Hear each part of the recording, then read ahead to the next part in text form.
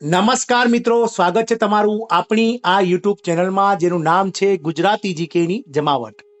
આજના વિડીયોમાં આપણે મિત્રો વાત કરીશું ખૂબ જ લાંબા સમયથી ગુજરાતના સ્પર્ધાત્મક પરીક્ષાઓની તૈયારી કરતા ઉમેદવારો જે ભરતીની રાહ જોઈ રહ્યા હતા તે ગુજરાત પોલીસ કોન્સ્ટેબલ અને પીએસઆઈની ભરતી આખરે જાહેર થઈ ગઈ છે મિત્રો. અને ગૃહ વિભાગ હેઠળના રાજ્ય પોલીસ દળ જે છે વર્ગ 3 અને જેલ ખાતાના વર્ગ 3ની સીધી ભરતીની જગ્યાઓ માટેની જે છે મિત્રો તારીખ જાહેર થઈ ગઈ છે અને ક્યાં સુધીમાં મિત્રો ઓનલાઈન ફોર્મ ભરાશે તે પણ જાણકારી આપણા સુધી આવી ગઈ છે.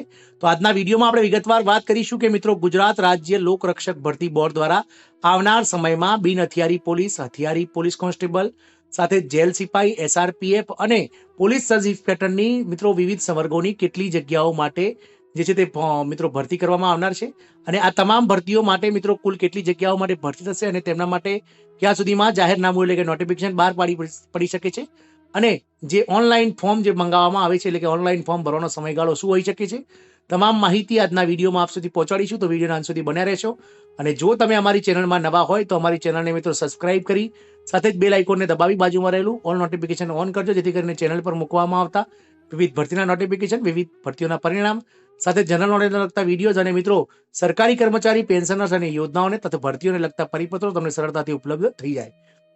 તો મિત્રો ગુજરાત રાજ્ય પોલીસ ભરતી 2024 આખરે ખૂબ જ લાંબા સમયથી ઉમેદવારો જેની રાહ જોઈ રહ્યા હતા તેનું ગઈકાલે મિત્રો નોટિફિકેશન બહાર આવી ગયું છે અને ગુજરાત રાજ્ય ભરતી બોર્ડના અધ્યક્ષ, પોલીસ ભરતી બોર્ડના અધ્યક્ષ જે ગત વખતે હસમુખ પટેલ હતા તેમણે ટ્વીટ કરીને પણ કહી દીધું છે કે ટૂંક જ સમયમાં જે છે તે ભરતી બહાર પડી જશે મિત્રો. અને ગૃહ વિભાગ દ્વારા પણ મિત્રો જે પોલીસ ભરતી બોર્ડની અલગ અલગ જે સંવર્ગો છે એલઆરડીના, જેમાં લોકરક્ષક દળના અલગ અલગ સંવર્ગો જેવા કે બિન હથિયારી કોન્સ્ટેબલ, હથિયારી એસઆરપીએફ તેમજ જેલ સિપાઈ પુરુષ અને મહિલા સાથે જ મિત્રો પોલીસ સબ ઇન્સ્પેક્ટરની જે જગ્યાઓ છે તે વિવિધ જગ્યાઓને મિત્રો મંજૂર કરી દેવામાં આવી છે અને તેની ભરતી કરવા માટે ગુજરાત રાજ્ય પોલીસ ભરતી બોર્ડની અલગથી અલાયદા રચના કરવાનું પણ મિત્રો પરિપત્ર ગઈકાલે ગુજરાત રાજ્ય ગૃહ વિભાગ દ્વારા કરી દેવામાં આવ્યો છે. એટલે કે હવે ટૂંક જ સમયમાં એટલે કે આગામી એકાદ સપ્તાહમાં મિત્રો ગૃહ વિભાગ દ્વારા ગુજરાત રાજ્ય પોલીસ દળમાં વર્ગ 3માં અલગ અલગ જે ભરતીઓ માટે જે છે તે નોટિફિકેશન બહાર પાડવામાં આવી શકે છે. મિત્રો જાણીએ કે આજના વિડીયોમાં કે ગૃહ વિભાગ દ્વારા કયા કયા સંવર્ગોની કેટલી જગ્યાઓ મંજૂર કરવામાં આવી છે તેના વિશે વાત કરીએ. તો મિત્રો ગૃહ વિભાગ હેઠળના રાજ્ય પોલીસ દળ વર્ગ 3 અને જેલ ખાતાના વર્ગ 3ની સીધી ભરતીની જગ્યાઓ નીચે મુજબ છે, જેમાં બિન હથિયારી પોલીસ કોન્સ્ટેબલ જેને અનારામ કહેવામાં આવે છે મિત્રો, તો બિન હથિયારી પોલીસ કોન્સ્ટેબલની 6600 જગ્યાઓ મંજૂર કરવામાં આવી છે. પછી આ જે મિત્રો હથિયારી પોલીસ કોન્સ્ટેબલ છે જેની મિત્રો 3302 જગ્યાઓ મંજૂર કરવામાં આવી છે. હથિયારી પોલીસ કોન્સ્ટેબલ એસઆરપીએફ, તો મિત્રો એસઆરપીએફની જે જગ્યાઓ છે તે 1000 જગ્યાઓ મંજૂર કરવામાં આવી છે.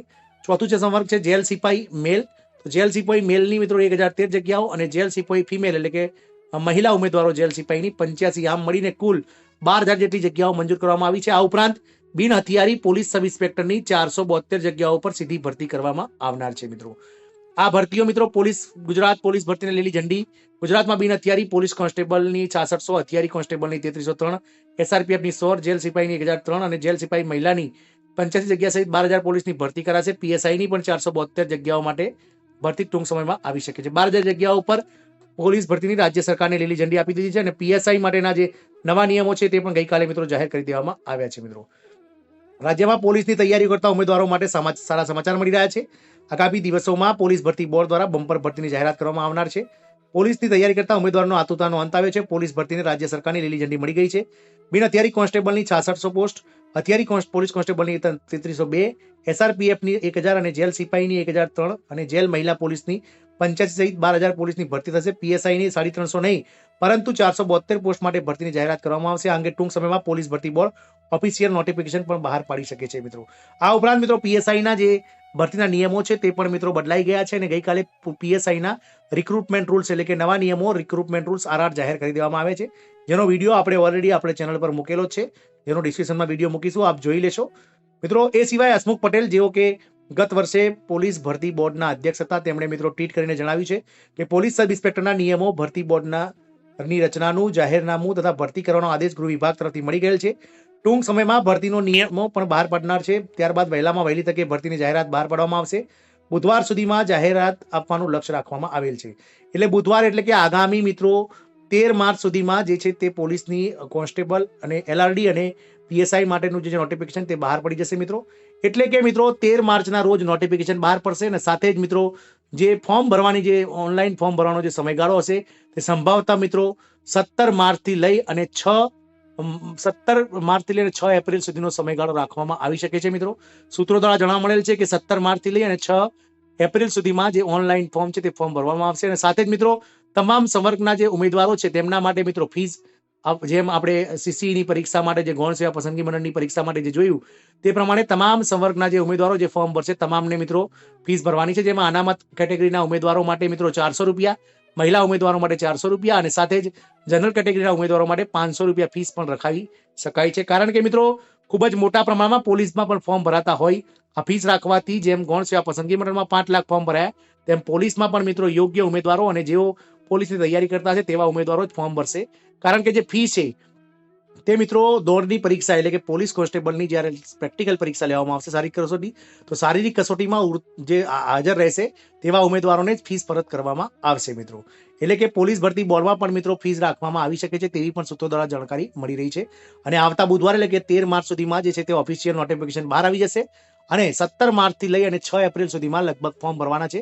આથી મિત્રો ખૂબ જ લાંબા સમયથી જેઓ પોલીસ ભરતીની રાહ જોઈને બેઠા છે, કોન્સ્ટેબલની, પીએસઆઈની અને તૈયારી કરી રહ્યા છે તેવા ઉમેદવારોને અમારી વિનંતી છે કે ખૂબ જ બમણા જોશથી તૈયારી શરૂ કરી દો. કારણ કે ટૂંક જ સમયમાં ભરતીના ફોર્મ ભરાઈ જશે અને ચૂંટણી પછી ગમે ત્યારે મિત્રો જે છે તે પ્રેક્ટિકલ પરીક્ષાઓનું આયોજન સરકાર દ્વારા આગામી જુલાઈ-ઓગસ્ટ મહિનાઓમાં થઈ શકે છે.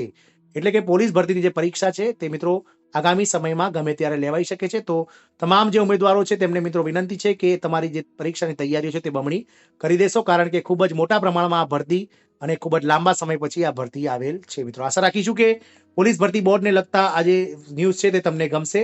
તમે સ્ક્રીન ઉપર જોઈ શકો છો તે પ્રમાણેની જગ્યાઓ માટે ટૂંક સમયમાં ગુજરાત રાજ્ય પોલીસ ભરતી બોર્ડ દ્વારા મિત્રો નોટિફિકેશન બહાર પાડવામાં આવશે. અને તે પહેલા મિત્રો ગુજરાત રાજ્ય પોલીસ ગૃહ વિભાગ દ્વારા ગુજરાત રાજ્ય પોલીસ બોર્ડની કાયમી રચના કરવાનું પણ સરકાર દ્વારા મિત્રો પરિપત્ર કરી દેવામાં આવે છે. કારણ કે ગત વર્ષે આપ સૌ જાણો છો તે પ્રમાણે ગુજરાત પોલીસ ભરતી બોર્ડની કામ ચલાઉ જે છે તે ધોરણે મિત્રો રચના કરવામાં આવી હતી અને જે મિત્રો સપ્ટેમ્બર મહિનામાં એ બોર્ડની મિત્રો વિખેરી દેવામાં આવ્યું હતું. એટલે કે તેમની જે સમય મર્યાદા છે તે પૂરી થઈ ગઈ છે અને હવે ગૃહ વિભાગ દ્વારા જીપીએસસી ગૌણ સેવા પસંદગી મંડળ અને પંચાયત સેવા પસંદગી મંડળની જેમ ગુજરાત રાજ્ય પોલીસ ભરતી બોર્ડની પણ મિત્રો કાયમી ધોરણે એક અધ્યક્ષ અને 4 બનેલી સભ્યોની ટીમની નિમણૂક કરી અને નવું બોર્ડ ટૂંક સમયમાં મિત્રો બનાવી દેવામાં આવશે. અને આ ભરતી બોર્ડ દ્વારા જ મિત્રો આગામી જે ભરતી છે તેનું મિત્રો આયોજન સુનિશ્ચિત અને સુદ્રઢ રીતે કરવાનું આયોજન હાલ સરકારની વિચારણા હેઠળ છે. આશા રાખીશું કે આ માહિતીથી આપ સંતુષ્ટ